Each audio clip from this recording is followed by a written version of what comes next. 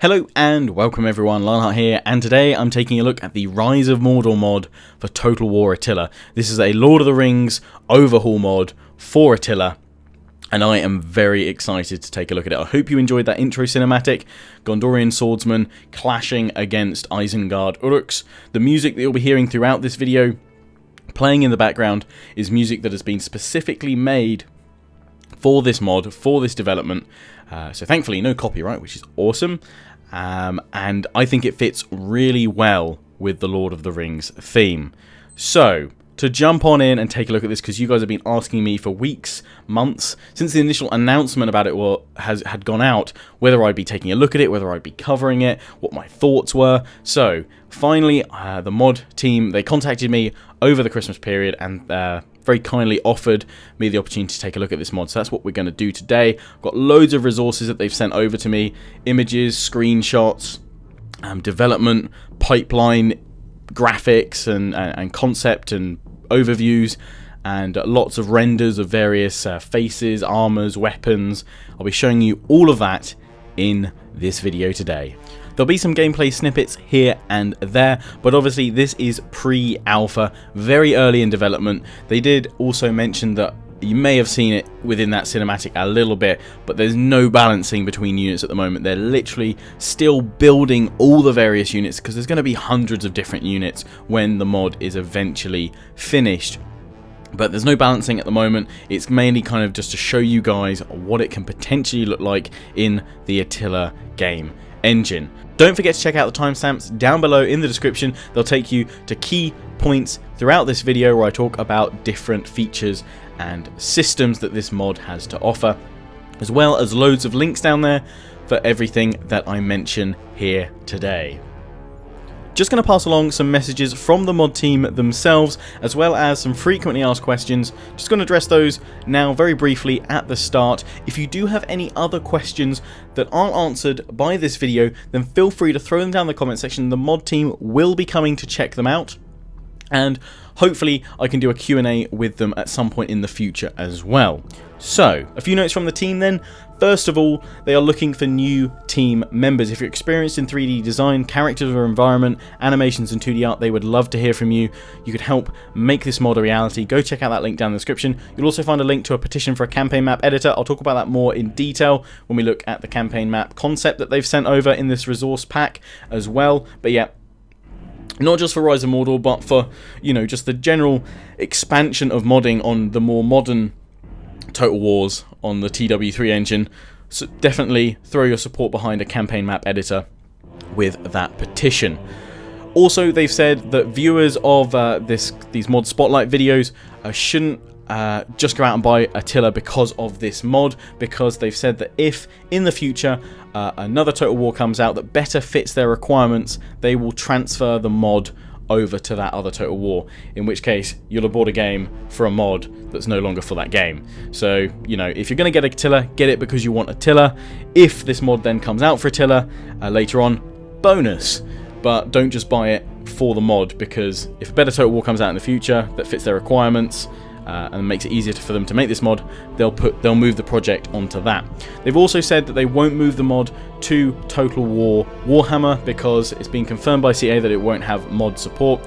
Doesn't mean that it won't be moddable, but it won't have any kind of modding tools or support directly from CA, and they're going to need that if they want to make this mod a full realization. Also, they don't have a specific release date at the moment, mainly because their team consists of freelancers and students, and of course, got plenty of other things to do. This is very much a labour of love for them, but again, they're looking for new team members as well. That link is in the description, so if you want to help you know, with this effort, with the progression of this mod, then do sign up and check out that link in the description there. And I should also say, before we jump on and take a look at some of the playable factions in this mod actually won the Player's Choice Best Upcoming Mod 2015 over at Moddb, which is astounding. Fantastic work from them. The previews and hopefully what you'll see today will also make you go, yeah, I can understand that. The stuff I've seen so far looks fantastic. And congrats to them for winning the Player's Choice Award. And they were also part of the top 100 nominees for Mod of the Year 2015. Could you simply walk into Mordor? I'd rather fly. So, anyway, here is the faction icons, or I assume these are the playable factions for the mod. This was released in an article back in May of last year. But I grabbed it because I wanted to show this to give you guys kind of the idea of the scope that these guys are going for. Now, obviously, if they can't get a campaign map editor, then this will be a mod that focuses on custom battles. But still, if these are the selection of custom battle factions that you can choose from, and each of these having, you know, loads of different units, this is going to be a fantastic mod. Obviously, if they can get that campaign map editor and support through that, then we are looking at a very wide range of factions and a rather awesome and busy campaign map from Arnor all the way to Isengard and everything in between. I think it's got a good selection there. So far, it'll be interesting to see if any of those change, or if we see any more, or any taken away, or any absorbed into others. But it looks like a really good selection. Love to see how they progress with that. But looking at that, I'm like, yep, all the factions be there. Looks awesome. So let's move on to the campaign map. And this is a campaign map concept. Now, as you will see, this actually fits within the map of Attila. You can see, obviously, you've got the east over here, east of Europe. You know, you've got Denmark and what have you in the north, going through Germany, over across to Turkey, modern day Turkey, and the Middle East, and everything that they've created the Middle Earth mod within the European map setting of Attila. Now, I wonder if it would be possible to create this even without an extensive campaign map editor, which they currently don't have that tool. We have a campaign map tool that allows you to change some things on the campaign map, but things like trees are hard coded, so you can't change that.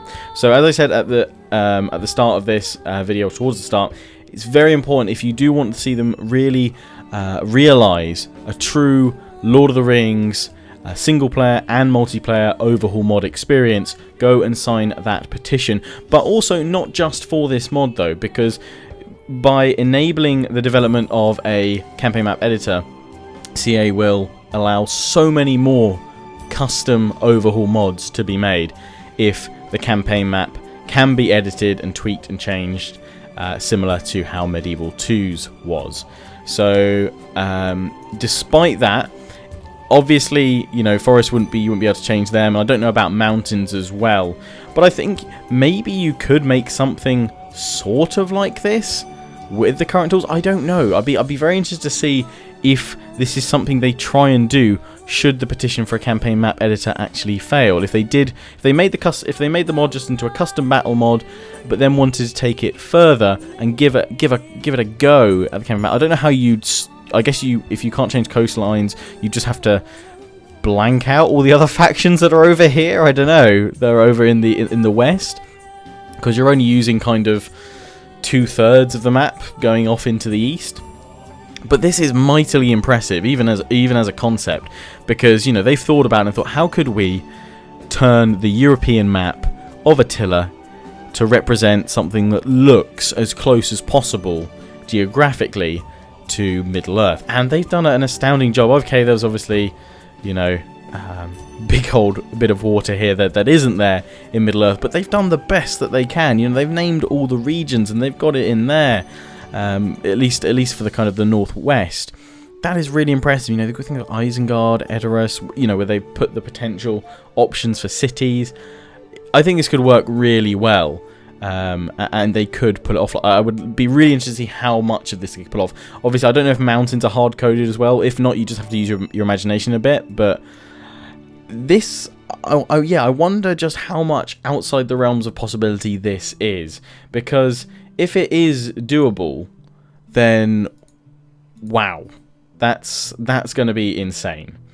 So let's take a look through some of the artwork for some of the units. So first off, we've got the Easterlings here, and again, all of the screenshots you're going to see that the insane amount of detail that's going into these unit designs, armors, and weapons. It looks fantastic. The Easterling there, amazing. The detail, the colours, the armour. It looks fantastic. It looks amazing. Spot on, I'd say. So there's an Easterling there. Going on, we can see some Dwarven, some Erebor armour. Again, looks so good. Right on point. You know, they've really done their research. This looks amazing. Really, you know, Dwarven in style. Solid plate armour there.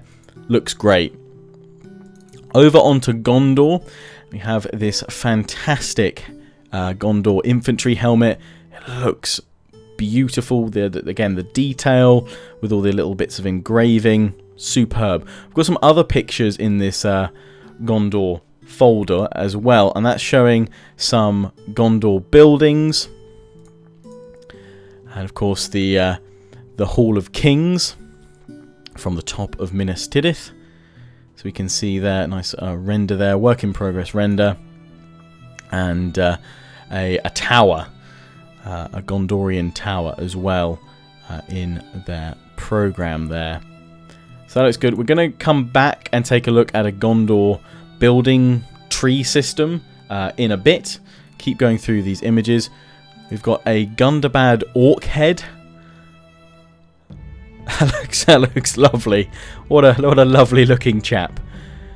Beautiful. Again, it's interesting to see how, you know, they're creating the different faces and features of some of the creatures in the world.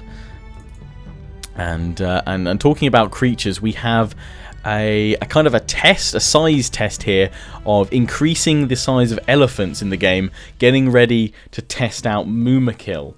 And I've done a Harad campaign with the Third Age mod for Medieval 2, and I loved the Mumakil models in that. I loved stomping through enemies with the Mumakils there. So I can't wait to try and do the same in the Rise of Mordor mod. So yeah, they've tested out the size there. It looks pretty darn good. Love to see if they can somehow build some, you know, the hides on top and add some tusks, and I don't know if they could add like the barbed wire in front that they sort of had strung across a few of them, or bits of spike and what have you. It's going to be interesting to see how. I'd love to see that animation in progress of them charging through or something. That looks awesome. You've also got some concept art of the Hashari from the Haradrim, and some armor sets. And their Serpent Guard concept art, how they've started off, and you can see, you know, all the different design and artistic styles coming into play here, all working together. For Imladris, we've got this Elven infantry work in progress shot, and wow, yeah, it's just, again, the detail, attention to detail these guys have gone for is just superb. And it'd be great to see how much, you know, the amount of variation that they have with their infantry and armor sets. Now here we have a work in progress of the Isengard map, so an actual battle map. Be very interesting to see if this is something that can perhaps work its way into a later build of the game. I'd love to try and test out, because at the moment there's very few units available to test. It's not exactly like a playable mod right now. It's merely just for testing and showcasing what's possible and what they've been working on. But I'd love that in a late showcase to try out, say, trying to hold off Isengard or trying to take Isengard, because you've got those Isengard infantry and pikes. And here is, you know, a look at the Isengard map that they're working on at the moment. You can see the renders of the Orthanc, which just looks superb. I'm probably repeating myself a lot here, but I have such high praise for what they've been able to achieve so far. Looking at Uruk heads here, I mean, the detail in the skin texture there as well, lovely. Although they look a bit nasty. I wouldn't want to come up against them. The way they broaden the noses and the eyes and everything, yeah, it looks. I mean, they look awful in terms of horrible creatures. You can see the various little renders there of the different heads and styles. I think at the moment in the version that they've given us access to, all the units have the same face, but obviously that I would assume they'll add in variations later on, because that's quite a an important upgrade that the Total War series has gone through recently, adding more variation to how units look and giving them lots of different skeletons and bodies and swappable parts, so you can really, you're not looking at a clone army anymore.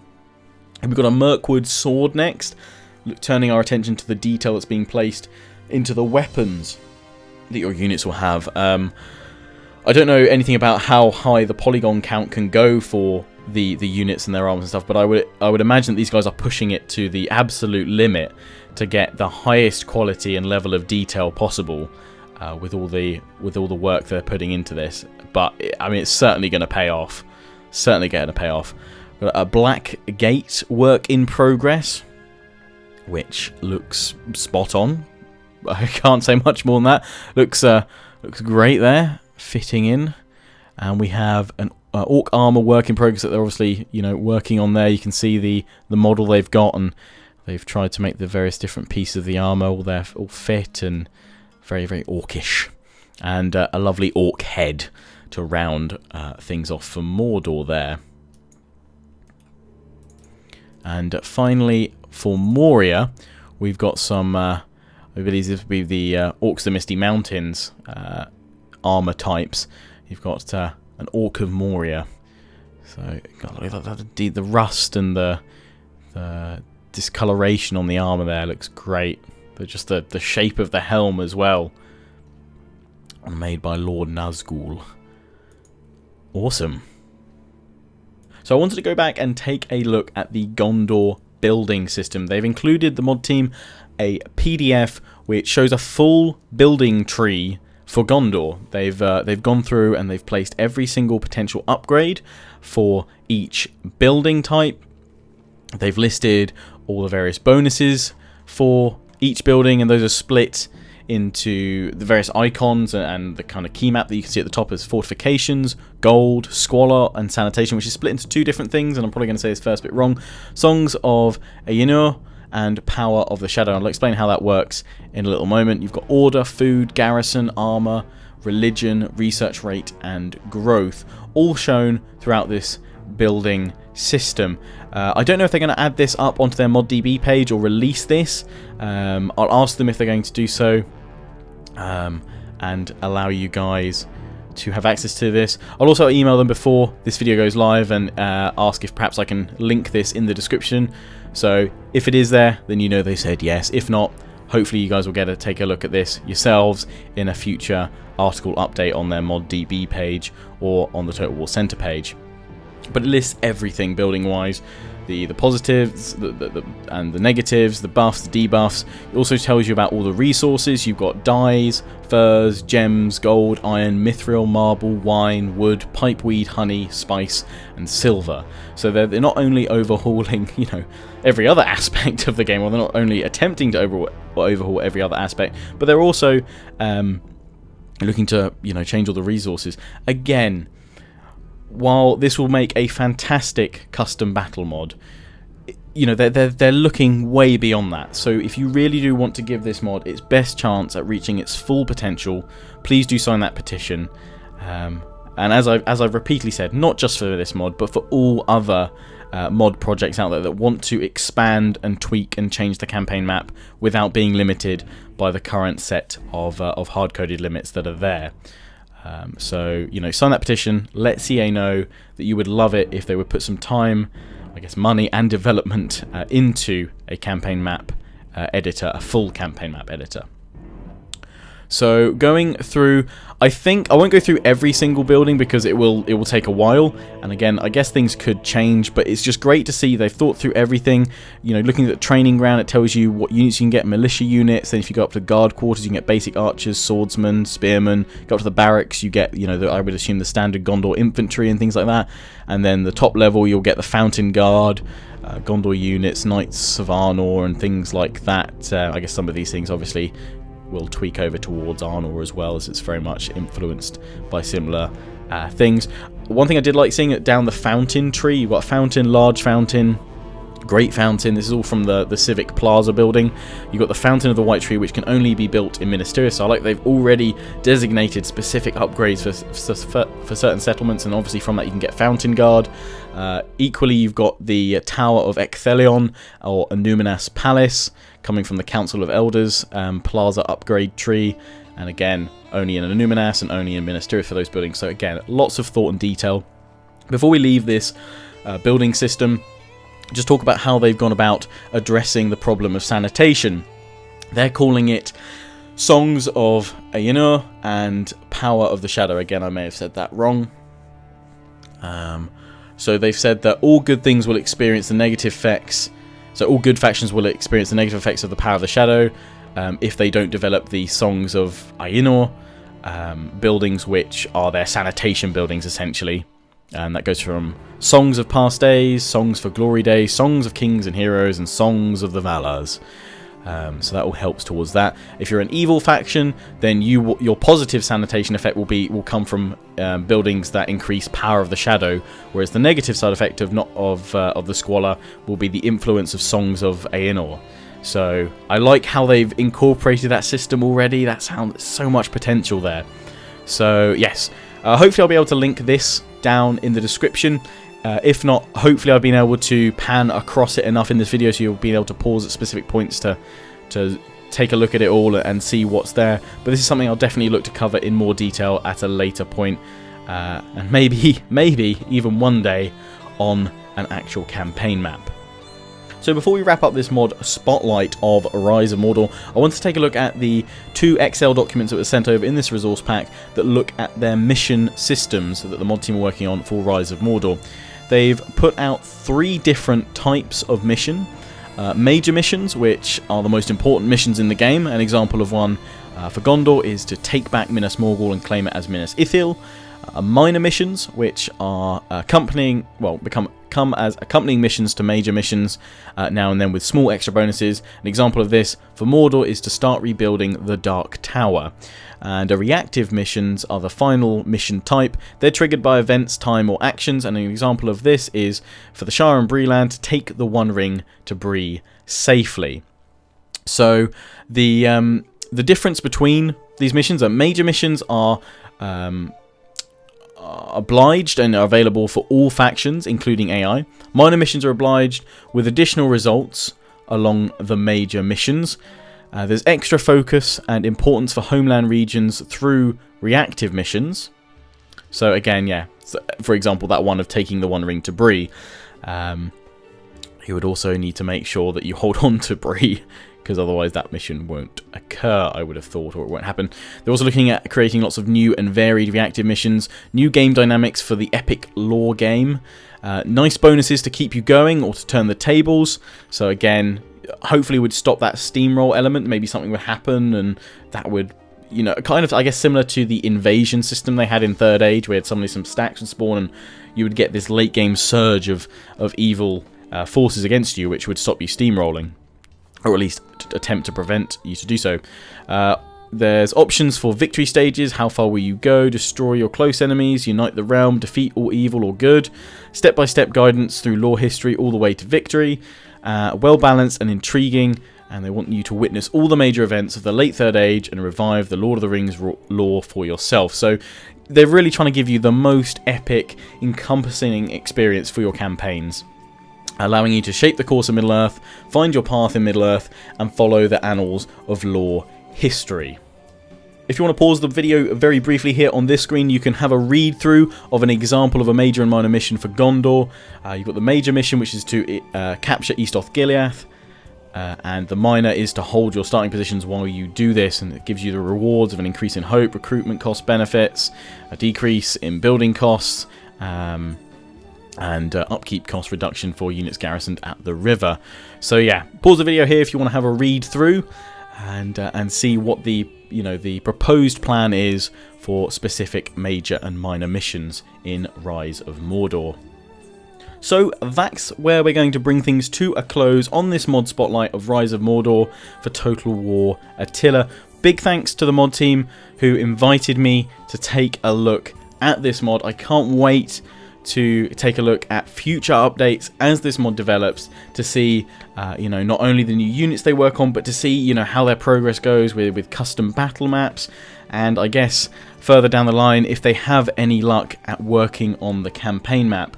The amount of detail and features that they are looking to bring in here is not offering, you know, just a slight tweak and change to a different setting. It is offering a complete overhaul, and I truly hope that they are successful in this. So again, that petition for a campaign map editor, not just for this mod, but for all mods that want to offer a completely different and alternative Total War experience, do go sign it and let CA know your support for that. And as well, any questions that you have that are unanswered from this video, or things you want to know more about, let us know down in the comment section. I'll put these onto the dev team and see if maybe we can have a Q&A with them at a later date. But yes, hope you've enjoyed. Do please leave a like if you've enjoyed this video. Feel free to share it around Facebook and Twitter. Don't forget to check out all the links in the description, and I will see you in the next one. Don't forget to check out my affiliates and sponsors, XMG, Greenman Gaming, and GT Omega Racing. Until next time, ciao for now.